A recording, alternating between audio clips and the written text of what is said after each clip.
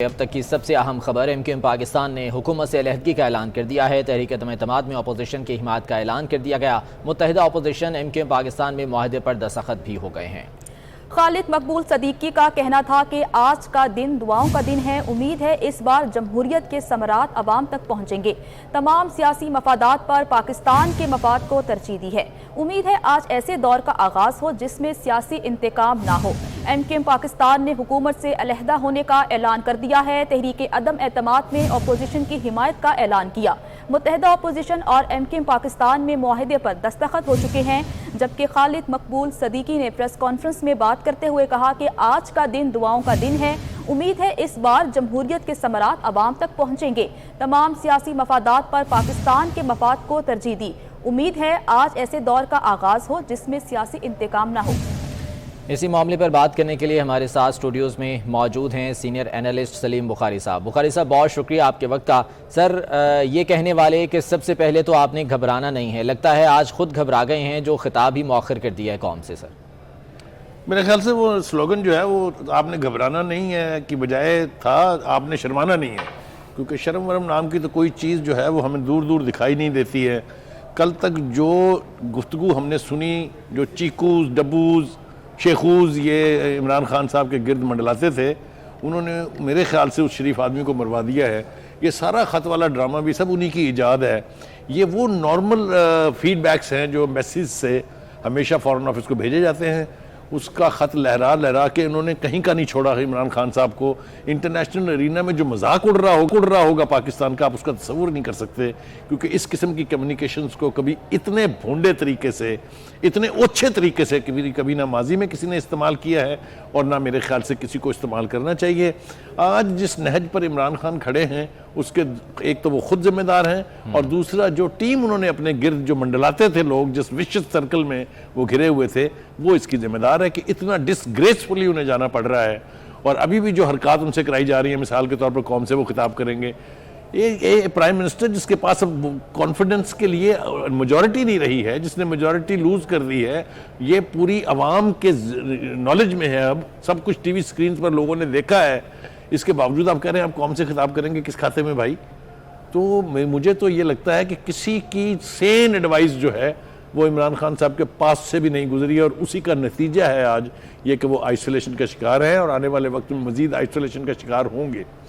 जिस किस्म की नारेबाजी उन्होंने की, जिस तरह से वो कहते थे मैं आखिरी गेंद तक लड़ूंगा, एक गेंद से 3 विकेटें उड़ा दूंगा, आप जरा उनकी गुफ्तगू मुलाजा फरमाएं, वो लगता ही नहीं है कि कोई मैच्योर्ड सियासी लीडर जो है या कोई matured qualified well trained prime minister जो है वो बात करता है। जो उनके कान में कह दिया जाता था, कोई कहता था हुंडी से पैसे भिजवाओ पाकिस्तान, तो वो ऐलान कर देते थे कंटेनर पकड़े होके।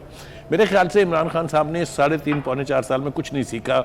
उनकी गुफ्तगू का लहजा भी वही था, उनके अल्फाज का चुनाव भी वही था, और आज जो सूरत हाल दरपेश है उनको, वो तो बस अब आप सबके सामने है। मेरे ख्याल से जो क्रेडिट देना चाहिए वो ये कि जिस तरीके से भी अपोजिशन ने ये पूरी कैंपेन चलाई है, जिस तरह से ये कैंपेन उन्होंने अल्टीमेटली इसको नतीजा खेज साबित किया है, उसका कॉम्प्लीमेंट उनको ज़रूर पेश करना चाहिए।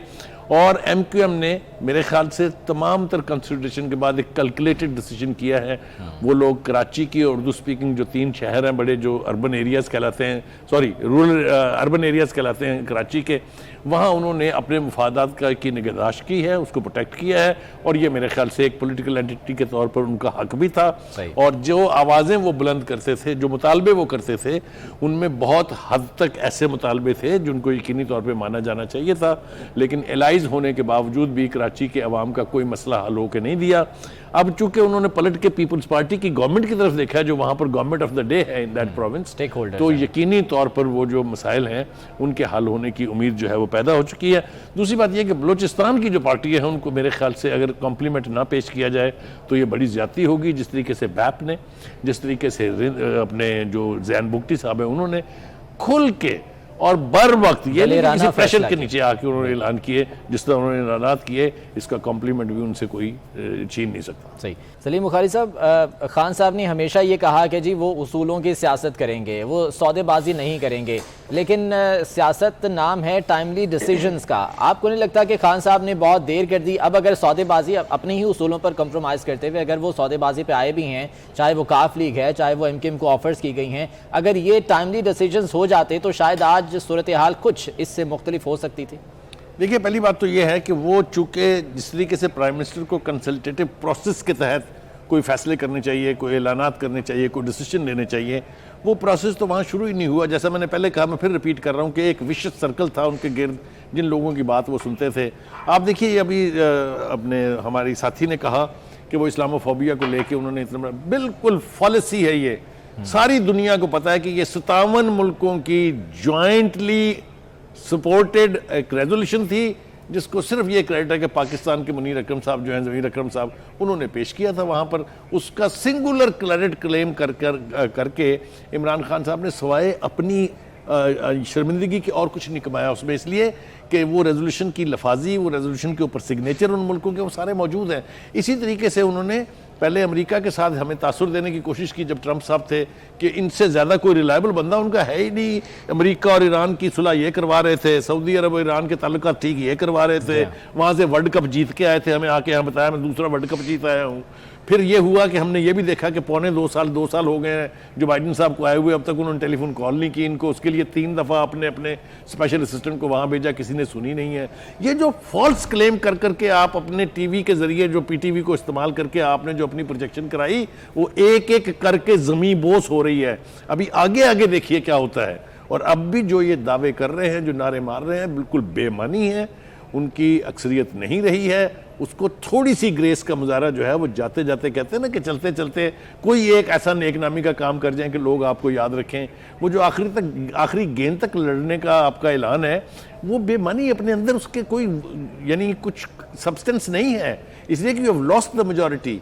You are I mean finished as a prime minister. आप कह रहे हैं मैं आखिरी गेंद तक लड़ूंगा, ये आप नहीं कह रहे, ये आपसे शेख रशीद साहब, ये वफाद चौधरी साहब, ये इस किस्म के जो लोग हैं जिन्होंने आपको बर्बाद कराया, तबाह कराया एज ए प्राइम मिनिस्टर, ये उनकी बोली आप बोलते हैं। प्राइम मिनिस्टर साहब, आपकी बदकिस्मती है कि आपने कभी स्टेट्समैन बनने की कोशिश नहीं की, आप बने क्रिकेट के खिलाड़ी, आपने मुल्क को चलाया क्रिकेट के मैच की तरह से, तो नतीजा यही होना था। सलीम बुखारी साहब, प्रैक्टिकली इमरान खान साहब अब वज़ीर आज़म नहीं रहे हैं क्योंकि वो मेजॉरिटी खो चुके हैं। फैसल जावेद साहब अभी बात कर रहे थे तो उन्होंने फिर से ये कहा कि जिस दिन वोटिंग होगी उस दिन अपोजिशन को पता चलेगा। ये एतमाद किस चीज़ का एतमाद है? ये आखिर चाहते क्या हैं? अब तो मेरे ख्याल से वोटिंग की ज़रूरत भी नहीं रहेगी क्योंकि अब तो साफ मेजॉरिटी है अपोजिशन के पास। सर, इसको मतलब है कॉन्फिडेंस नहीं कहते, इसको डिटाई कहते हैं। ये डिटाई है जिसका मुजाहरा वो फरमा रहे थे। अभी भी उन्होंने कहा कि जी वो ख़त के मंदाजात अगर हम बता दें तो पाकिस्तान की सलामती ख़तरे में पड़ जाएगी। उस वक्त शर्म नहीं आई जब जलसों के अंदर लहरा के बताया जा रहा था कि जनाब मेरे खिलाफ साजिश हो गई है। एक अपने ही डिप्लोमेट की लिखी हुई असेसमेंट को आपने जो तमाशा बनाया है, आपका पूरी दुनिया की डिप्लोमेटिक वर्ल्ड में जो तमाशा बन रहा होगा, आपको उसका कोई अंदाज़ा ही नहीं है। खान साहब, आपको तो बहुत देर पहले मान लेना चाहिए था कि बावजूद इसके कि आपके साथ सारे अदारों ने तावन किया, अनकंडीशनल, आपके साथ आला अदलिया ने साथ दिया आपका अनकंडीशनल, इसके बावजूद आप डिलीवर नहीं कर पाए। बजाय इस पर शर्मिंदा होने के आप कह रहे हैं आपके खिलाफ साजिश हो गई है। साजिश क्या हुई है? आपने किया क्या है? आपने सिर्फ पुराने प्रोजेक्ट के ऊपर अपनी तख्तियां लगाई हैं। आपने पुराने प्रोजेक्ट जो अनाउंस हुए थे, जिनकी इब्तिदा हो चुकी हुई थी, उनका क्लेम किया कि मैं कर रहा हूं, हम 10 डैम बना रहे हैं जी। और कौन सा डैम बना आपने शुरू किया जी?